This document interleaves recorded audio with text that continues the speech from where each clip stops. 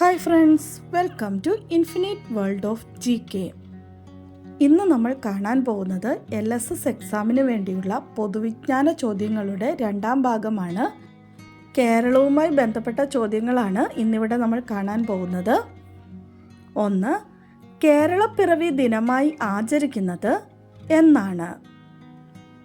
November 1. കേരളത്തിൻ്റെ തലസ്ഥാനം എവിടെയാണ്? തിരുവനന്തപുരം. കേരളത്തിൻ്റെ സാംസ്കാരിക തലസ്ഥാനം ഏതാണ്? തൃശ്ശൂർ. കേരള ഹൈക്കോടതി സ്ഥിതി ചെയ്യുന്നത് എവിടെയാണ്? എറണാകുളം. കേരളത്തിൽ കടൽത്തീരമില്ലാത്ത ജില്ലകളുടെ എണ്ണം എത്രയാണ്? 5. നീലക്കുറിഞ്ഞി പൂക്കുന്ന പ്രദേശം കേരളത്തിൽ എവിടെയാണ് സ്ഥിതി ചെയ്യുന്നത്? മൂന്നാർ. നെടുമ്പാശ്ശേരി വിമാനത്താവളം ഏത് ജില്ലയിലാണ്? എറണാകുളം.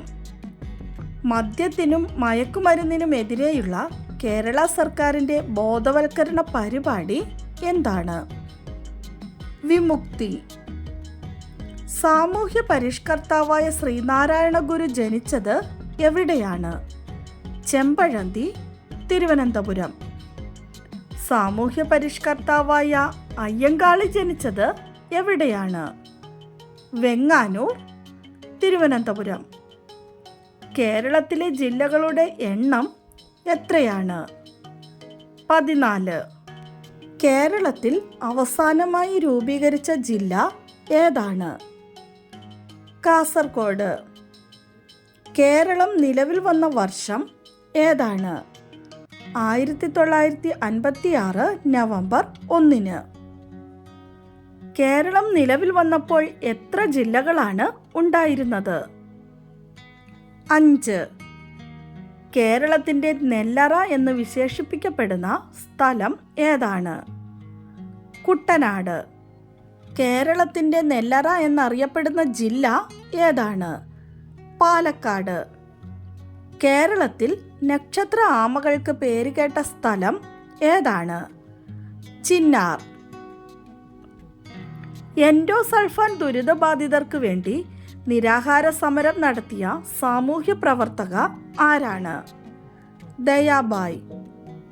ശിശു മരണ നിരക്ക് കുറയ്ക്കാൻ ലക്ഷ്യമിട്ട് ആരോഗ്യവകുപ്പ് രൂപം നൽകിയ പദ്ധതി ഏതാണ്? ഹൃദ്യം. കേരള സിംഹം എന്നറിയപ്പെട്ടിരുന്നത് ആരാണ്? പഴശ്ശിരാജ. കേരളത്തിലെ കായലുകളുടെ എണ്ണം എത്രയാണ്? 34. കേരളത്തിലെ ആദ്യത്തെ വിദ്യാഭ്യാസ മന്ത്രി ആരായിരുന്നു? ജോസഫ് മുണ്ടശ്ശേരി. ആകാശമിഠായി ഏത് സാഹിത്യകാരൻ്റെ ഓർമ്മയ്ക്കായി വിനോദസഞ്ചാര വകുപ്പ് കോഴിക്കോട് ബേപ്പൂരിൽ നിർമ്മിക്കുന്ന സ്മാരകമാണ്? വൈക്കം മുഹമ്മദ് ബഷീറിൻ്റെ ഓർമ്മയ്ക്കായി. കേരളത്തിൻ്റെ സംസ്ഥാന ശലഭം ഏതാണ്? ബുദ്ധമയൂരി. കിഴക്കിൻ്റെ വെനീസ് എന്നറിയപ്പെടുന്ന സ്ഥലം ഏതാണ്? ആലപ്പുഴ. കേരളത്തിലെ ആദ്യത്തെ പക്ഷി സങ്കേതം എവിടെയാണ്? തട്ടേക്കാട്. കേരളത്തിലെ ഏറ്റവും വലിയ ജില്ല ഏതാണ്? ഇടുക്കി. കേരളത്തിലെ ഏറ്റവും ചെറിയ ജില്ല ഏതാണ്? ആലപ്പുഴ.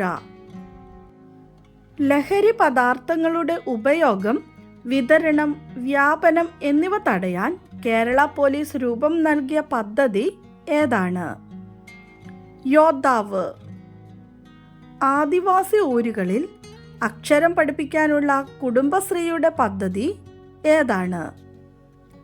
ജോറ് മലയാളം. അക്ഷയ പദ്ധതിക്ക് തുടക്കം കുറിച്ച ജില്ല ഏതാണ്? മലപ്പുറം.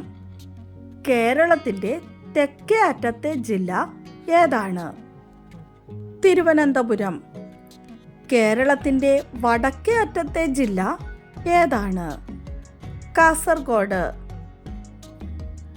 കേരളത്തിലെ റോക്കറ്റ് വിക്ഷേപണ കേന്ദ്രം ഏതാണ്?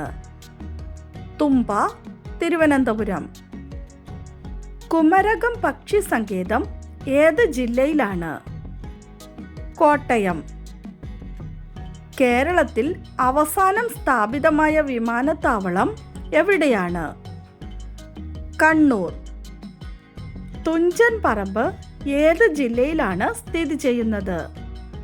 മലപ്പുറം. അക്ഷരനഗരം എന്നറിയപ്പെടുന്ന സ്ഥലം ഏതാണ്? കോട്ടയം. സൈലന്റ് വാലി ദേശീയോദ്യാനം ഏത് ജില്ലയിലാണ് സ്ഥിതി ചെയ്യുന്നത്? പാലക്കാട്. കേരളത്തെ മാലിന്യമുക്തമാക്കുന്നതിനും പരിസ്ഥിതി സംരക്ഷണത്തിനുമായി അവതരിപ്പിച്ച പദ്ധതി ഏതാണ്? ഹരിത കേരളം മിഷൻ. 2 സംസ്ഥാനങ്ങളുമായി അതിർത്തി പങ്കിടുന്ന ജില്ല ഏതാണ്? വയനാട്. കേരളത്തിൽ കിഴക്കോട്ടൊഴുകുന്ന നദികളിൽ ഏറ്റവും വലുത് ഏതാണ്? കബനി. കേരളത്തിലെ ആദ്യത്തെ മുഖ്യമന്ത്രി ആരായിരുന്നു?